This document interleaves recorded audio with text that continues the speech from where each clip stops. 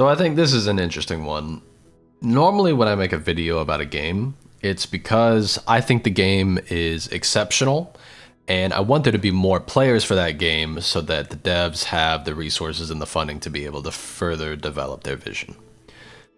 Today's game, Stormgate, is a game that I think has exactly as many players as it should have at this point in its development. Full transparency, this game just released in early access, and I think the general consensus among everybody that's played it is that it's not very good. So this is not a video about a game that I think is exceptional and you should go out of your way to play. Instead, it's a video about a game that I want to be really good. There's a lot of things about this game that I do like, and I just sort of wanted to talk through what those things are real quick and sort of talk about my history with RTS and, you know, all that sort of thing. So let's get right into it. So I've just gone ahead and loaded up into a bot game real quick so that we can talk about things without being interrupted too hard. But I do still, I guess I don't really have to focus on what I'm doing here, eh? It is a bot game. But yeah, so to just get into some of the things that I do like about this game already. One of the very first things is that in the bottom left here, let's just get some units here. Let's have you build 2 of these buildings. Find someplace else. The first thing that I like about this game is this little system down here. So normally in a game like StarCraft, you would have to go and you would have to set a bunch of different keybinds for all of the various different units and all the various different buildings and all that sort of stuff. You would have to hotkey them, like you kind of see on this right-hand screen, where I tap 2, I can go over to this hex in here. I tap 4, I can go over to this not command center. It's called a shrine. I have, you know, these different buildings, the iron vaults here. Ooh, getting beat up by the dog. We're gonna teleport this guy back. Yeah, you would have to sort of set up what your keybinds are and what all the different keys for everything is. In this game, they have like a very set grid-based system, which I do think is nice for a lot of reasons. So normally what I would do in StarCraft is like, I would bind all of my different military units to like 1 or 2 buttons, and I would just push that button and have all the buildings produce something. I would bind all of the different upgrade buttons to like, upgrade buildings to 1 or 2 buttons, and then I would have them all be doing upgrades at the same time. All of the different worker buildings I would have bound to the same button, etc., etc. This game kind of does that for you. So you notice this very top row is just Q, W, E, R, T. So if I hit Q, you have all of the different buildings that you can build already right here. And then I just have to push like F and then click, and it'll just go ahead and start building that. Build a couple of workers here. If I push W, it has all of my different unit production. So if I push S, these 2 buildings will start producing. I do need to build one of these. 2 of these sounds good. And you know what? We're making a video, so it doesn't really matter. We'll just make 3. That way we don't run out of supply. But yeah, if I push W and I push S, then the brutes will be produced from these sort of military buildings. And if I push A, then this building will create workers. So W is controlling all unit production in my entire base. E would produce all of the different like higher tier units. In this case, it's all of the different flying units that the, what is this race called? Hellborn, I think. It has like all of the different advanced units, and in this case, they're flying units. R would be all of my various different upgrades, and T would be all of my advanced upgrades. So I think that's really nice. That's really streamlined. And of course, if we notice, like if I go back to Q, these hotkeys are just in a set place. So like A, S, D, F, G, and then Z, this would be X, C, V, and B. And I think this is really nice because, you know, for like somebody who is relatively new, it would probably be overwhelming to have like a bunch of different buildings that you have hotkeyed to a bunch of different things, have different hotkeys for all of the various different units that you can build with those buildings. Like I could understand how that would be overwhelming to somebody who doesn't come from a background of playing games like these. So I do think that is quite nice. We're gonna go ahead and build one of these buildings. Just kidding, we need more ore. The other thing that I like are these little like creep camps that you have here. So in games like Warcraft 3, you do have creep camps that in that game would provide XP and potentially item drops for the hero. And my Hexen is about to get blasted. So let's just have him walk back here. Pathing, ayo. But yeah, in this game, you have the creep camps. You take them, and then you capture the point, and they give you various different benefits. Like this one says here, grant small health regeneration to all units and heals nearby enemies. Defeat the creeps to control the capture point and gain access to this health tower. So I think that's pretty nice. And if we come over here, this tower has an entirely different thing. Increase movement speed of nearby units for a short time and a small speed boost to all units.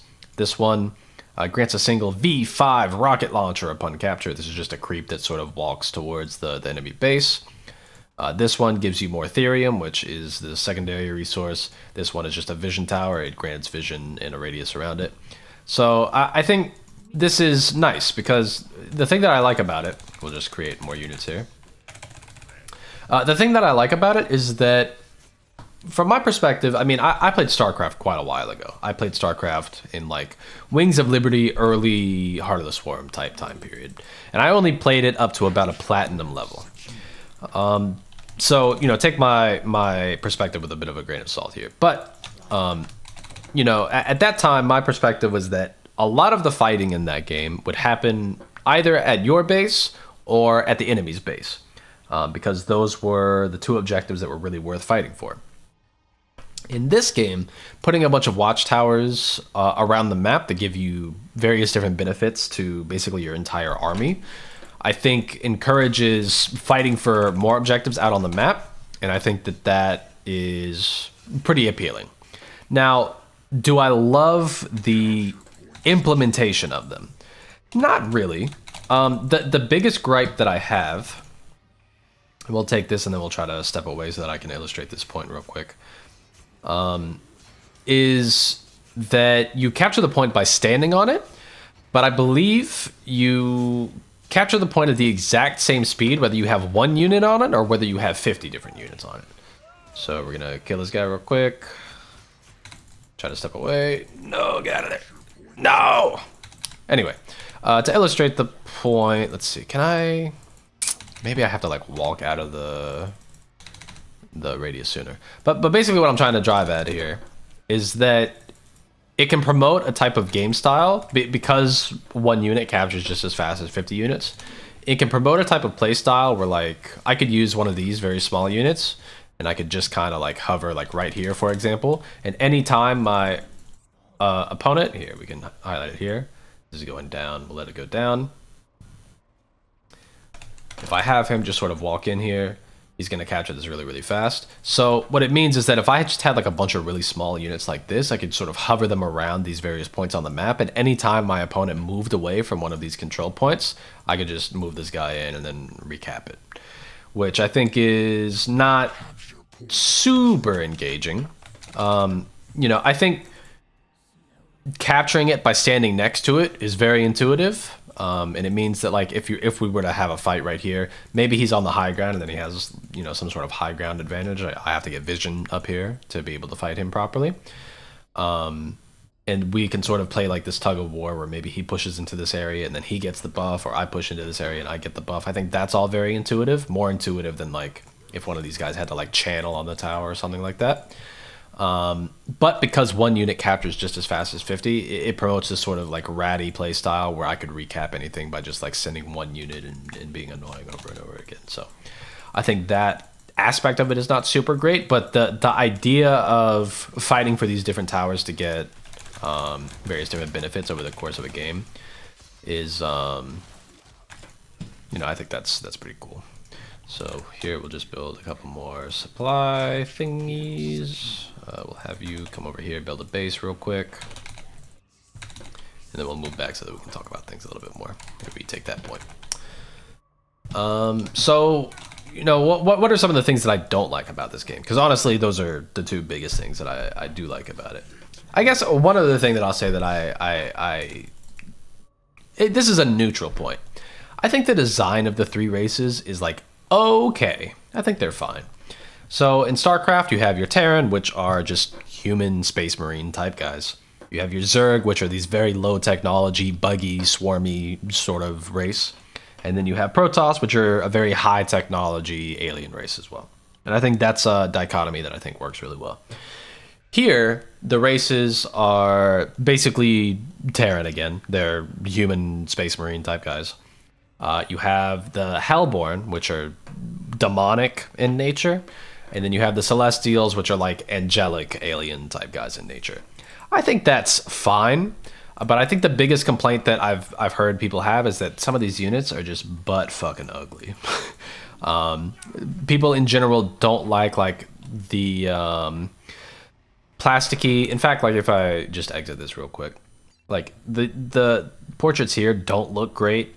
If we come to verses, like you can see some of these units, they're actually called Vanguard, Infernals, and Celestials. People don't really like the like action figure glossy sort of look of some of these units. I don't love it. I don't hate it. I think, you know, there's a lot of work that could be done here. But in general, like the overall theming of these races, I think is okay. Another point that I'll add here is that I'm very like ranked PvP pilled.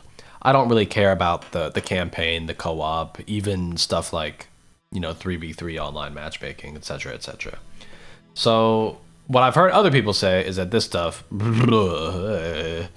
what I've heard other people say is that this stuff is, what the fuck is this model? What Sorry, I keep getting distracted. That's not good. That's pretty tough. That's rough. That's not good. I've heard people say that the campaign, the co-op, all of that sort of stuff is bad. Given this is an early access title, and they've been pretty upfront that, like, you know, the campaign is very early on. The models in there are not like their own.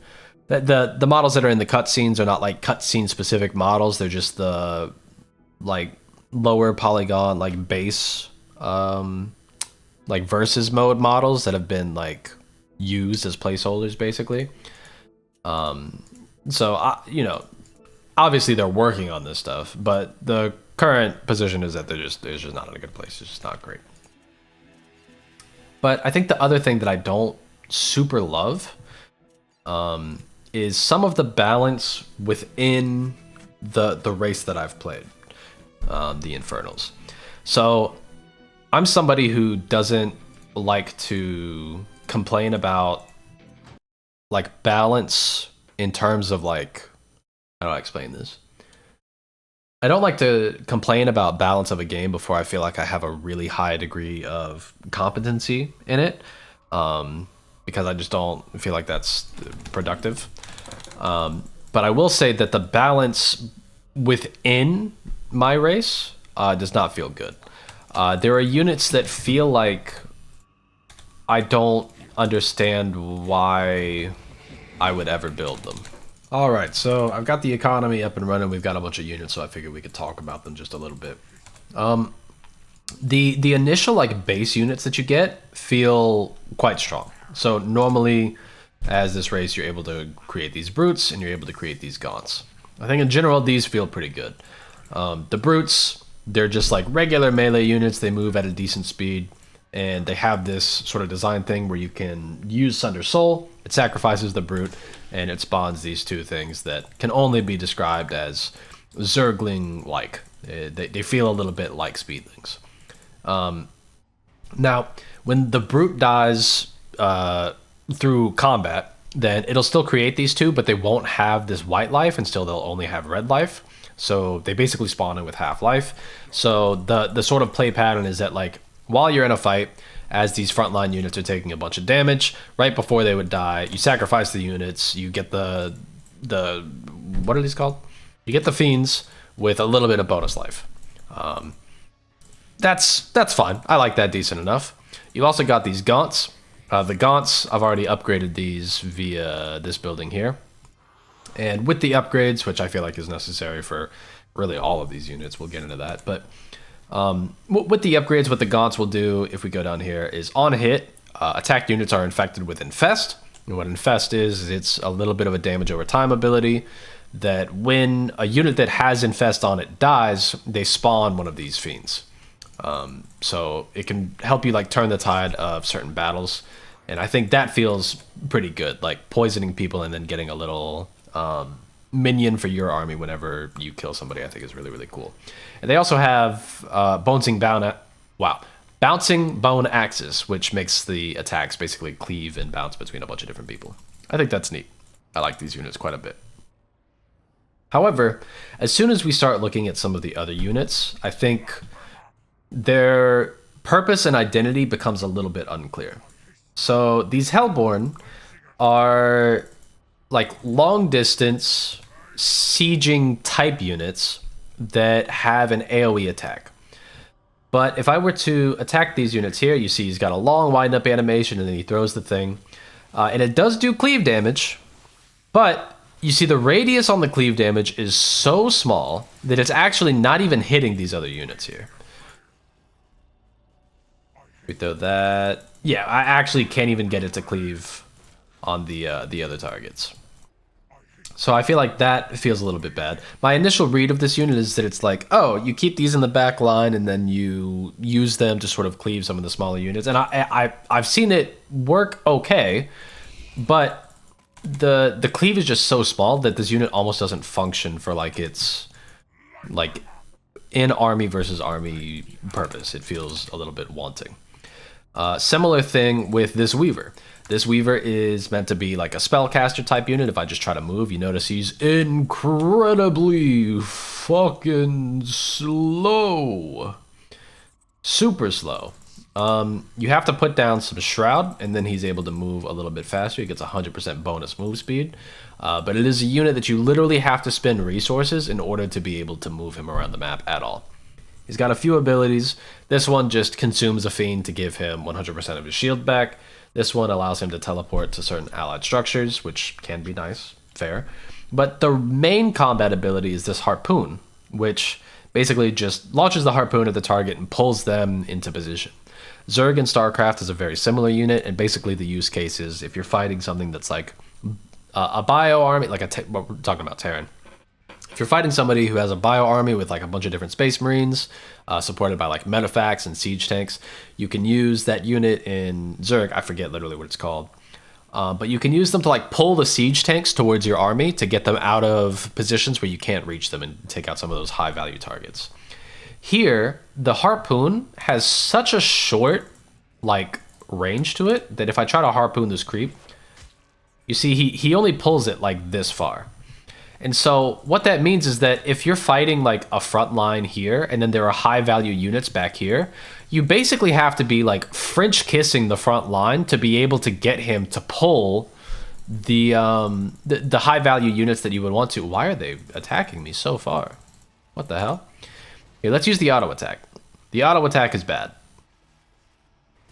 So this is like obviously a spellcaster unit, but with one combat spell that is not very good. We have this unit. This unit I actually think is pretty close to being good. Its main combat ability, it has the same consume where it can consume a fiend to be able to get 100% of its shield back. That's quite nice. But the main ability is this trample. So if I use trample, you see that his movement is now doing like AoE cleaving damage to all of these units here. And that's actually quite nice. So this is like one of the units that you can use if you're fighting against an army that has like a large amount of smaller, squishier units. You can get like 3 or 4 of these units and kind of have them stomp through the front line, and that actually feels pretty good. But in general, like this unit and this unit, I don't really know what the purpose of them is. The Hexen, if I use this ability here, you see he has this skull. I saw some units walk down here, and this is like a scouting ability. So you can use this to move these around. You can attach it to a unit, and then once it's attached to the unit, you get vision of it and everything nearby for a little bit of time.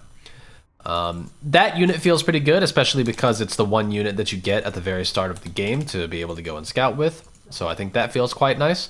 But either of its other 2 combat abilities are abilities that you have to research to get upgrades for.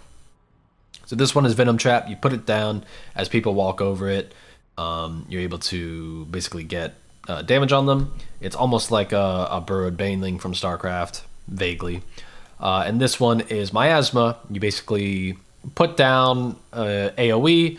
As I understand it, the AoE itself doesn't do any damage, but it increases the amount of damage that they take from Infest, which again is what these Hexens apply whenever they do their bouncing cleave attack. And that can feel quite good against, again, these armies that have like a large amount of smaller, squishier units. But again, this doesn't do a lot of or any damage on its own. You do have to have these to actually get the infest on the targets and then be able to do that sort of stuff. Let's see, we can create some of these. Let's see, we'll create these. And these are the other units. What the hell? Why are those dogs right there?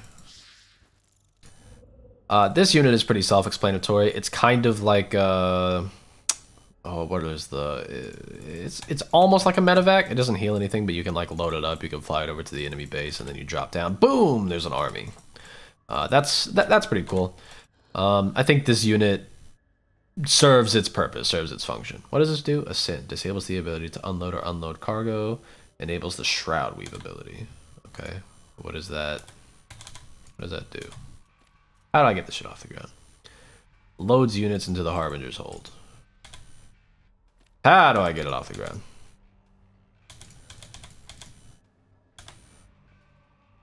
Okay, that's how I unload it. Oh, okay, it's the V ability is what does it. Okay. I get it. So yeah, you would like fly this over to the enemy base, you would get it like kind of close to the worker line, you would drop down, boom, there's an army in your base now, and then it provides this shroud around it. I think the design of this unit is in general fine. I think it serves its function. This is sort of like an air-to-air unit, so it's relatively fast. They fly around. You can use this ability, Blood Burst.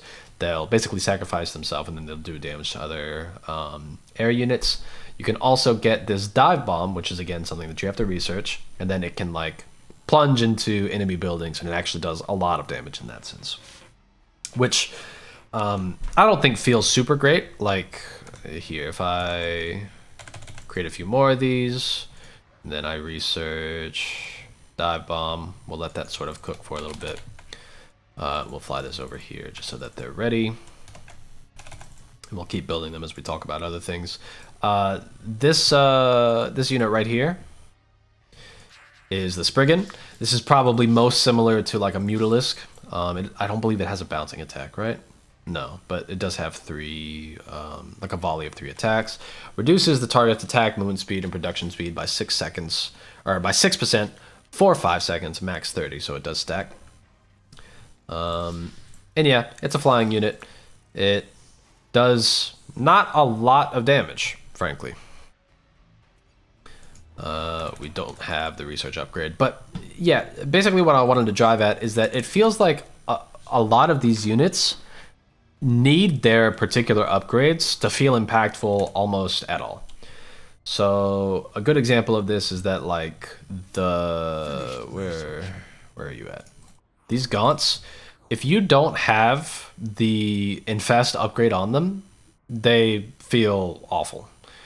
They just don't feel very good at all. Did we get this done? Okay, yeah. So let's talk about this real quick. So if I just fly in, then I do XXX. You see how that almost killed that base? If I had like just a few more units, I would basically just fly them in there and immediately kill that structure.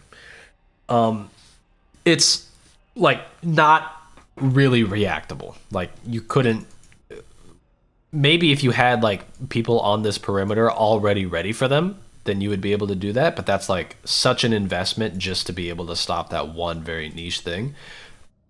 Flying in and doing that much damage immediately, I think feels a little bit bad. These Magmadons feel okay on their own. They feel really good once you get this ability. So allows the Magmadon's trample ability to periodically stun nearby enemy units. This makes it so that like as they're running in and they're stomping on that front line, they're periodically getting these stuns, which helps to lock down that front line and make sure that they're getting all of the damage that they can out of them. This Molten Touch is for the Hellborn, this unit. So it says lights the target on fire, dealing 8 damage per second for 3 seconds. So now, you know, they're doing this cleave attack, and they're also applying a dot to the units that it hits. That probably improves this feeling of like, wow, I have this massive windup and I'm just not doing any damage for it. I have nothing to show for it. You know, where are imps use the flame on ability? These are like your worker units. You can set them up to be able to like self-detonate themselves. Again, these are the Hexen abilities, so these would allow you to be able to do the Venom Trap and then the Miasma. It just feels like a bunch of these units don't do anything unless you have the upgrades for them, which feels pretty fucking bad. It doesn't feel good. Yeah, and in this game, you know, there isn't like in StarCraft you have the ability to get upgrades that are just like raw stats for the various different units. So you're like +1 to ranged units, or you know, +1 defense to all ground units, or you know, that type of stuff. So you're doing research, but you're doing research that is flexible in a way. So if you know, go like a roach opener, but you need to flex into hydras, then it's not like the upgrades that you got for roaches are now useless. You're still using the +1 ranged upgrade. You're still using the +1 armor to ground units, that sort of stuff. Here, all of the upgrades are very, very specific. So when you invest into making a particular unit stronger, you're kind of like locked in to having that unit be a part of your army, right?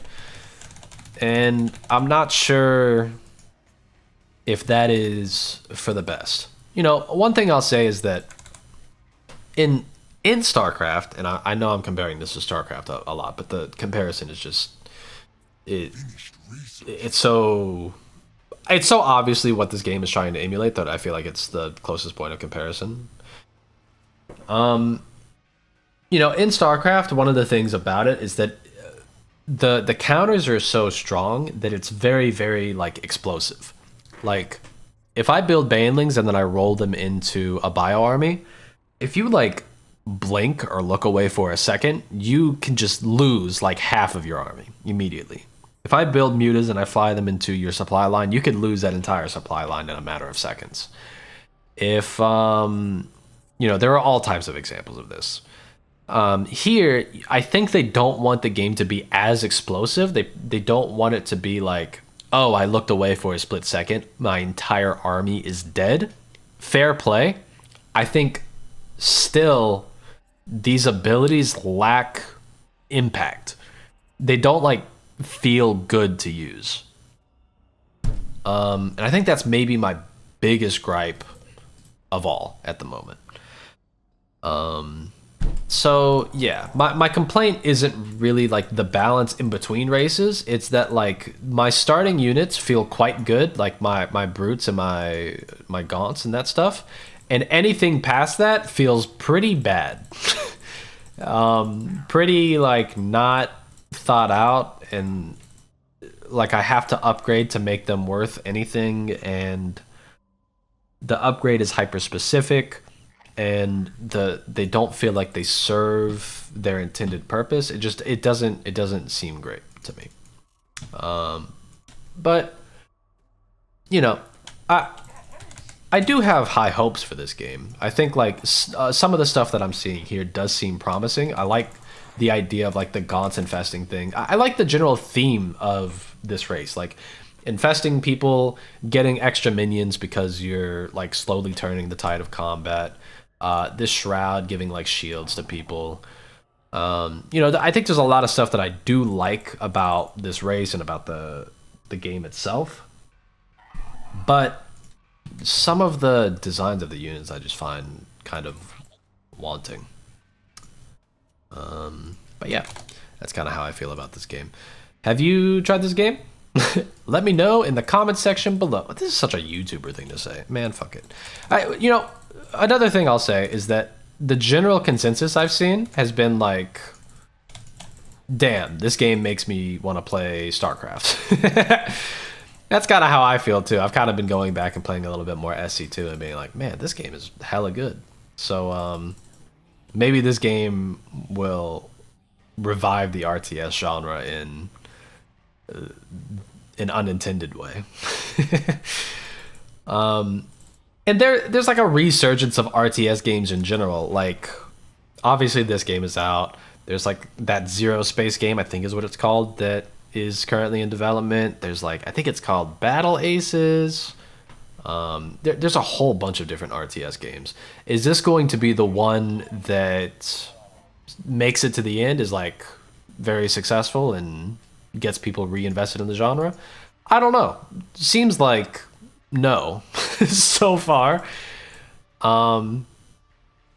But in my ideal world, I want all of these games to be good.